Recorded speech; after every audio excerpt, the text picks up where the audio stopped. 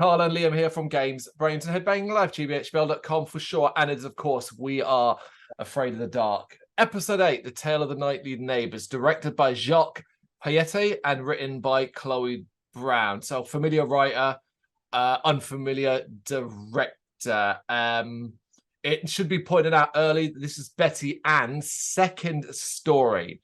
And if you can't remember what her first one was The Tale of Laughing in the Dark. So I'm just going to put it out right now. Betty Ann is on fire because I think this is my favourite episode to date.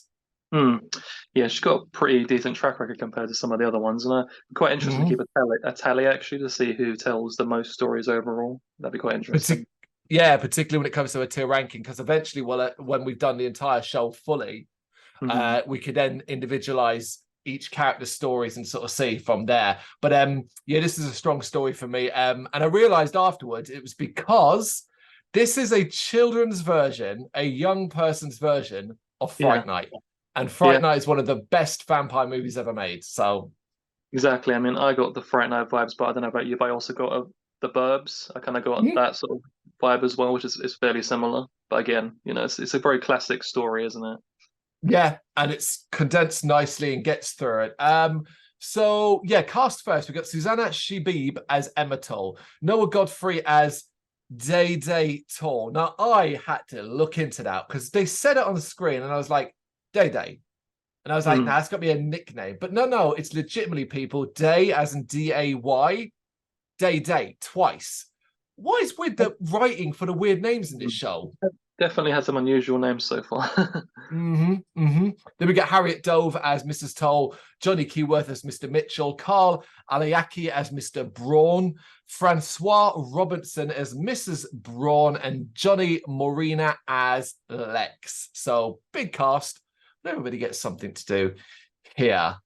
I thought this was fascinating. Noah Godfrey is best known for doing the voice of Victor on the children's TV show Baba. Really? Yeah. Quite an interesting factoid. This is one of only 2 stories that were actually novelized.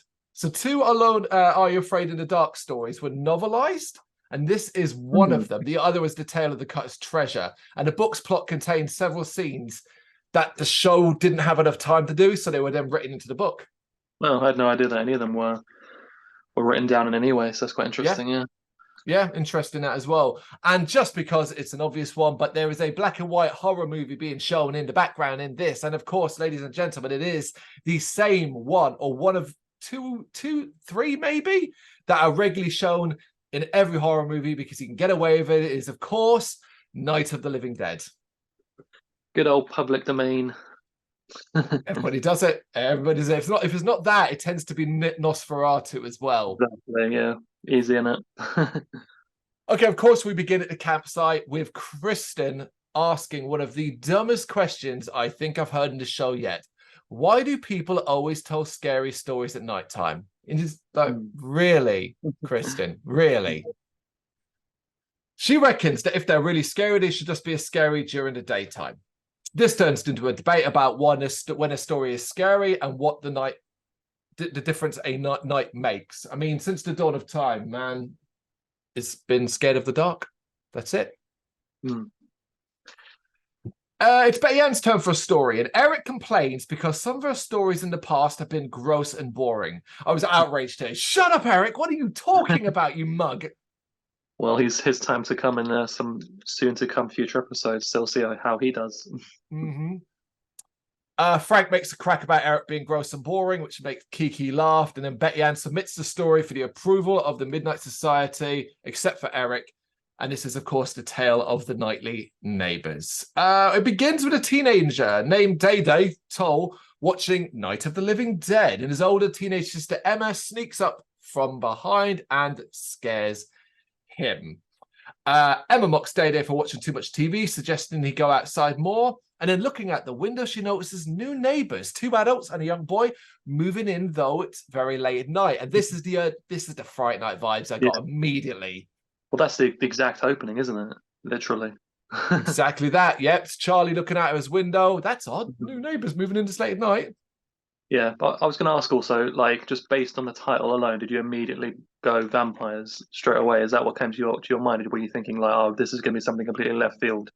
Nope, didn't have a clue. I mean, obviously, at this point, I was like, okay, vampires. Mm, But I don't remember this episode in the slightest. yeah, that's fair. Um, Obviously, they think it's weird they're moving at night. They also think it's weird how they're dressed in black. And they talk about it, suggesting that it could be artists or diplomats. Or maybe they're just dressed in the dark. It's a weird conversation. Diplomats? Or kooky artists. Hmm. But there is a nice creepy scene here when the three people all turn their heads and look at them at the same time. Nice little touch. Yeah, I like that. What's with the black clothes? I think they look cool. Maybe they're artists, or foreign diplomats. Or maybe they got dressed in the dark. I don't know. They look stupid. Whoever they are, they don't fit this boring neighborhood. Whoa!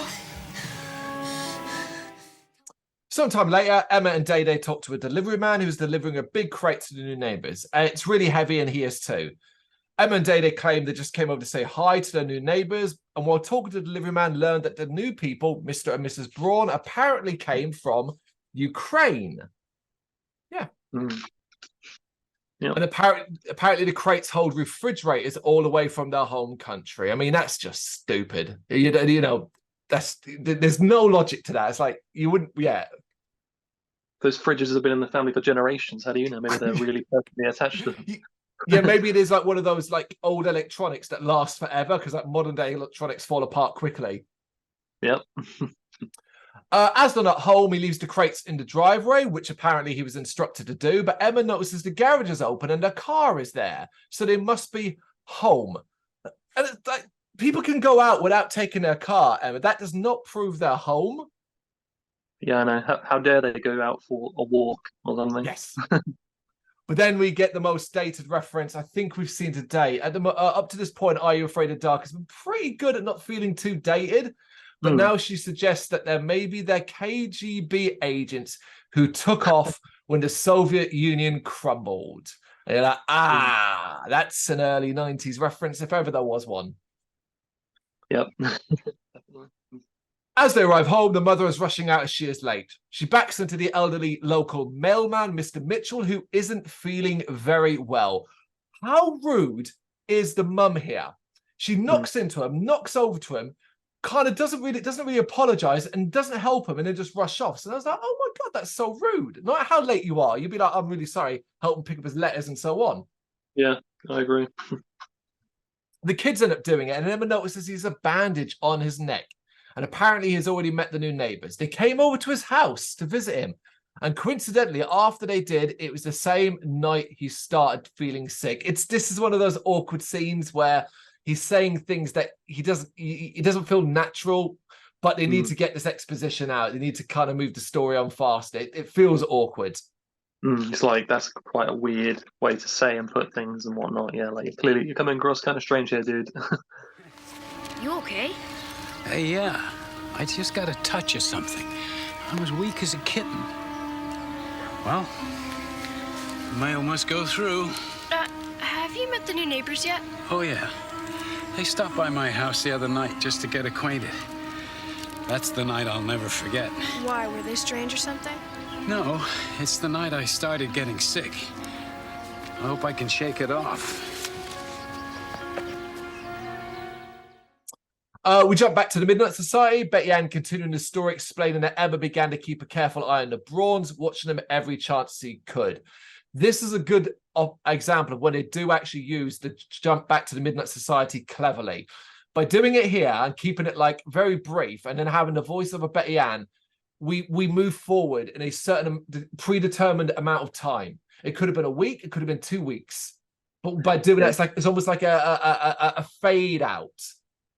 True, yeah. I'm the biggest fan of them cutting back to them, but I was not the worst of the bunch, that's for sure. Indeed, indeed. Emma became convinced that the neighbors were really strange. They never spoke to anyone else, and he only came out late at night. Their young son, Lex, was rarely seen, and he didn't attend school. So here I was kind of like, okay, this is either one of two things. It's either super on the nose, and it's just going to be vampires, and it is what it is, or there's going to be a twist in the tale here. They're making it too obvious. Now, you know, I think that's what's kind of interesting about A for the Dark. We mentioned before how we're all, because we're so going from Goosebumps to this, we're all always looking for there being a twist, and sometimes you don't get that with A for the Dark. Whereas Goosebumps, you always got it. So it was like you're always trying to figure out what it could be, and then it'd be something ridiculous. So with this, you're like, is it going to be really straightforward? Is there going to be a twist? It's got that more unpredictability about it, I think. but this one had Goosebumps vibes. I think that's what was really like making me think like that.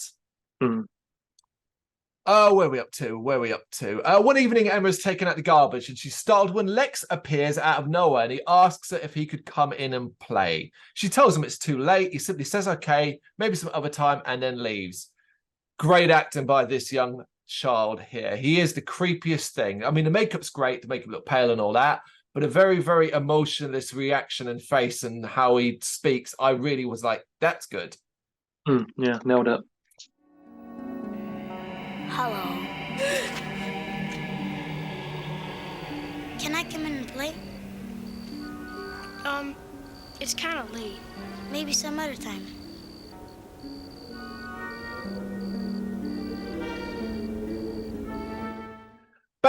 Betty Ann goes on to explain that the illness that befell Mr. Mitchell started to spread around town. Other people ending up with no energy, feeling sluggish, looking pale, and with bandages on their neck.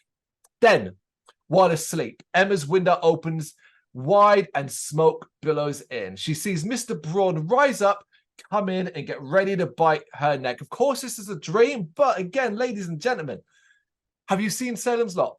Because this feels very inspired by Salem's Lot, this part. Yeah, I feel like they're cramming in a lot of like references to like, classic vampire stories, you know.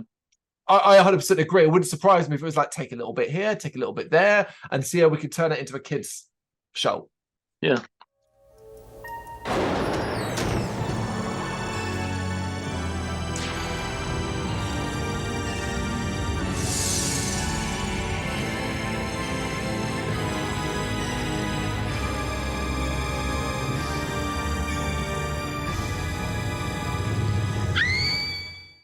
Emma wakes up and goes and wakes up Day. She explains to him that she thinks the Brrrains are vampires, using all the evidence that she thinks she's collected. She believes it wasn't fridges being delivered, but coffins. And now she plans to break into their house that night, when they're out, and check their basement for coffins. Her justification is she will either be proved right or proved wrong.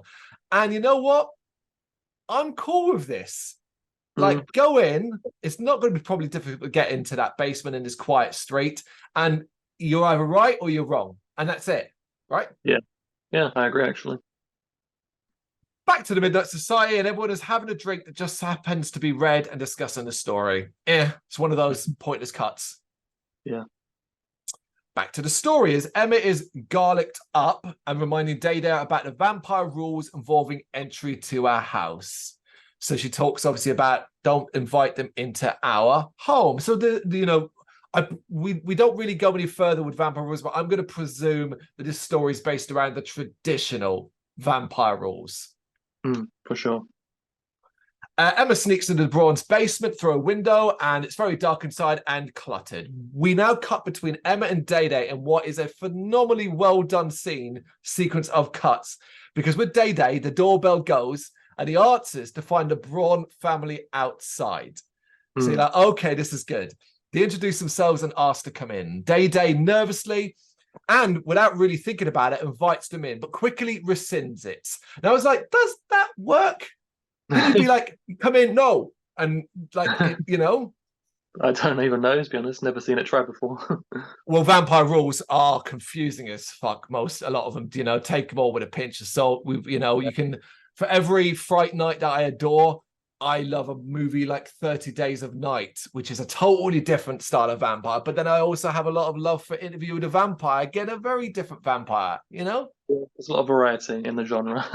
Indeed. It doesn't matter, though, as Day's mother comes along and invites them in. Meanwhile, Emma continues to explore the basement, coming across a huge door with a padlock on it.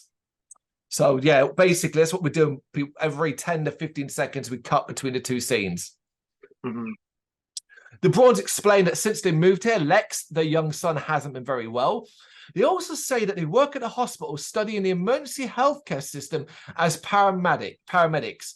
The plan being to take what they learn back home. I was like, what?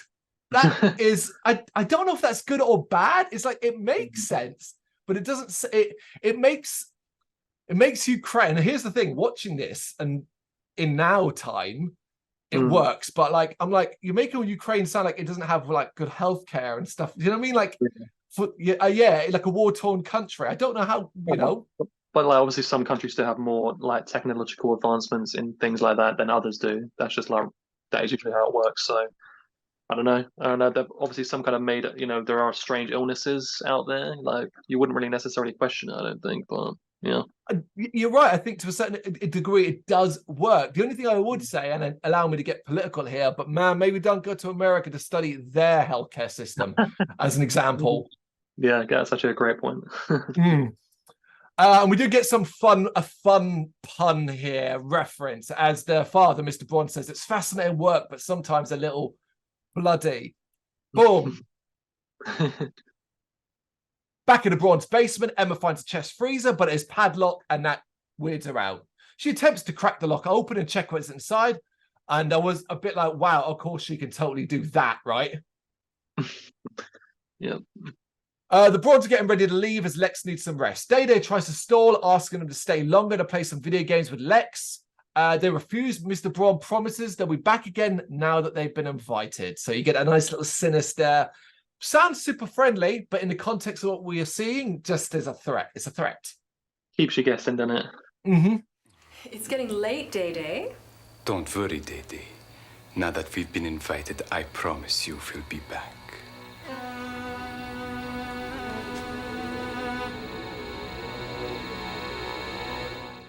The Brauns leave as Emma finally cracks open the fridge's combination lock, but before she can look inside, Day startles her and tells her the Brauns are coming home, so it's time to go. She refuses, saying she has to see what is inside first, and inside they find many bottles of apparent blood. Unfortunately, this is a scene of bad acting. They underreact to this. Do you know what I mean? Like, this is a frightening thing. Yeah, I really like the visual, actually, of all the blood, and it's all in like this inside this fridge and stuff. It's just a nice visual, I thought.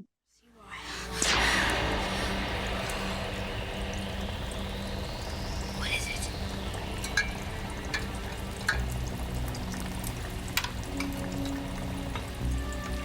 It's blood. Yeah. Then they hear people arriving home upstairs, so quickly put things back and leave, except we see the camera focuses on Emma having forgot to put the combination lock back on in her rush. So e.g. leaving a clue that someone was there. Back home, Emma realizes that they're likely to be their next victims. So she decides she's going to destroy them. I was like, okay, right. I know we got to get there, but that is an extreme thing. You still don't really have proof. You didn't find any coffins. You didn't find out. What you found was a fridge full of blood in a bottle. Well, at least you think's blood. So you're now going to kill them? Yeah, I think it's like you have to see it from like a child's perspective or like someone their age, because like for us, you can like rationalize it. From her like younger mind, she immediately goes to that, just confirms her suspicions. Yeah, absolutely. It's a small criticism more than anything else. So the next day, before it gets dark, she and Day arm themselves. Stakes, a baseball bat, some homemade holy crosses on a necklace for them to wear. And thrown out another reference, but it felt very much like the Frog Brothers arming up at the end of Lost Boys. Definitely. Day isn't actually up for this, though. She's a little too gung-ho, and he does seem to be a little concerned about like how into this she is, but she's able to convince him to take part in her murder plan, because that's how I saw it. I was like, this is a murder plan. And Dana's like, look, maybe we need to slow down. But she's like, no, I'm going to kill those motherfuckers. They sneak into the Braun's basement again, and Emma tries to crack open the lock on the big door she found the night before. She figures this is where the coffins are. However, it turns out someone in the house is awake and is coming downstairs.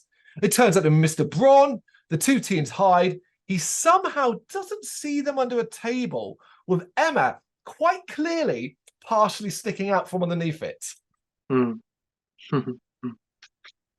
They then abandon her plan for now once he leaves.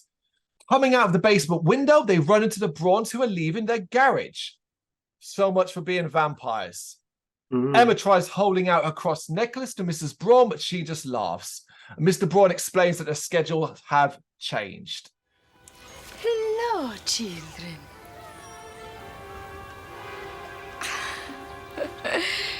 You must be Dede's sister Emma.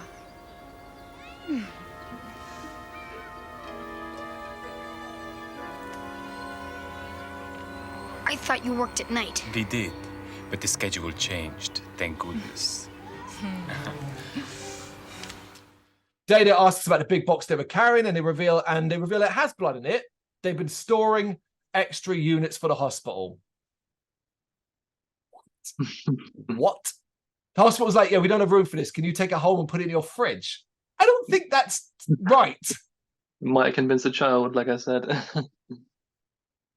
Mrs. Brrrain, immediately though, at this point, I was like, wait, what's going on? So they're not vampires. And I couldn't even do the whole, Dede and Emma are vampires because they've also been out in the day and stuff like that. That'd be such a Goosebumps twist. That's exactly it, yeah.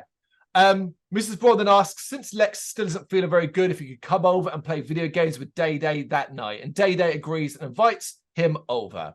And Dede, obviously very annoyed and mad at Emma. Basically, you almost had us try to kill people, rightfully so. However, we are at the end, and in the basement with the Brrrains, we now see that they might be up to no good after all. They knew the kids were in the basement, and tonight is the night. They then open a big door and call for the master to wake up, and everything fell into place. And it was like, oh, fucking course. A coffin opens up, revealing Lex, their master, a vampire as he shows off his fangs. So basically, I presume now that the Brrrains, Mr. Brrrains, are his familiars rather than vampires themselves. Yes, indeed. And I was satisfied. I was like, oh, cool. Yeah, you got me. You got me to the end, and you gave me a little bit of a twist. That wasn't really a twist either, because you could kind of work that one out if you were paying maybe more attention. But I was like, all right, cool. You got me. Good story. Yeah, it was well told.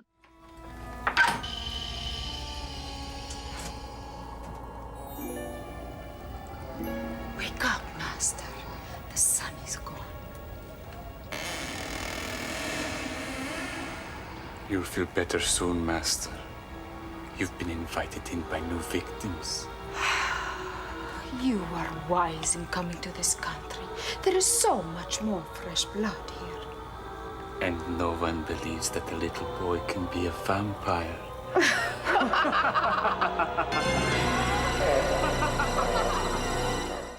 Yeah.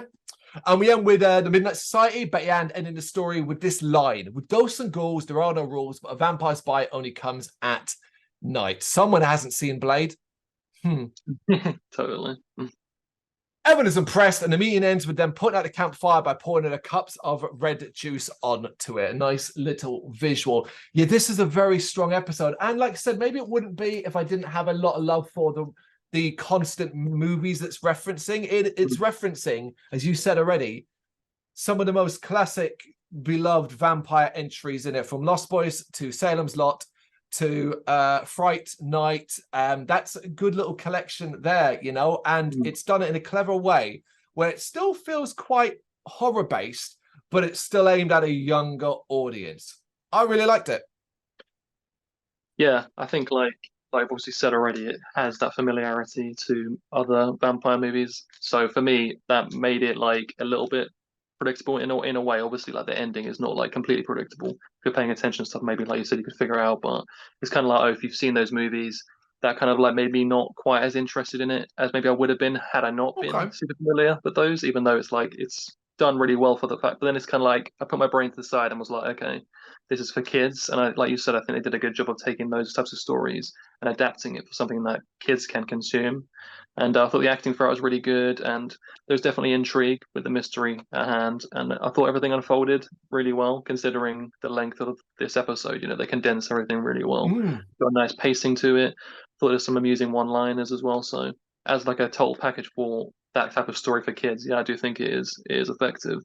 But what I also liked about the sort of twist at the end is like it's quite dark in the sense that because the main protagonist didn't really figure out the mystery. You can only assume now that the vampires are now going to continue their reign of terror, or the vampire kid is going to continue his reign of terror with his familiars at hand and feed on everyone in this town, and including the main characters inevitably. So it's got that nice darkness to it too. So yeah, I think it's definitely a really solid episode. I think you nailed it there. I think the fact that it does leave you with that overarching thought of like, oh yeah, this doesn't have a happy ending. It's gonna go the way it was supposed to go. I feel it's worth mentioning as well, and this is more from a personal thing from both our lives. Very few people will have had the childhood that we did. So, for example, this episode, when it was aired in the early 90s, I would have been coming up to maybe 10, 11 years old. You would have been many years younger. We were watching the likes of Fright Night and Lost Boys and Salem's Lot at that age. Yeah. So this, you know, I mean, how do you hold this up when we're watching that kind of shit? I know, we're like the worst type of people to be like, oh, this isn't particularly scary for kids or whatever, you know. We're the worst judge for that, really, but it's what it is. We're going to judge it for how we see it, you know. Yeah, and we've been on a bit of a rough run recently, so it's nice to get a good episode. The Tale of the Nightly Neighbours. You got any thoughts you know what to do? Let us know what you think in the comments. Thank you very much for watching. If you'd like to see more content like this, please consider hitting the subscribe button. It is gratefully appreciated. You can find us over at gbhbl.com, our full website where reviews, news and so much more goes up daily. We're also on all social media platforms: Facebook, Instagram, Twitter, Threads, at gbhbl. Just search for gbhbl and you will find us out there. We also have merchandise on sale. You can access the shop via the website.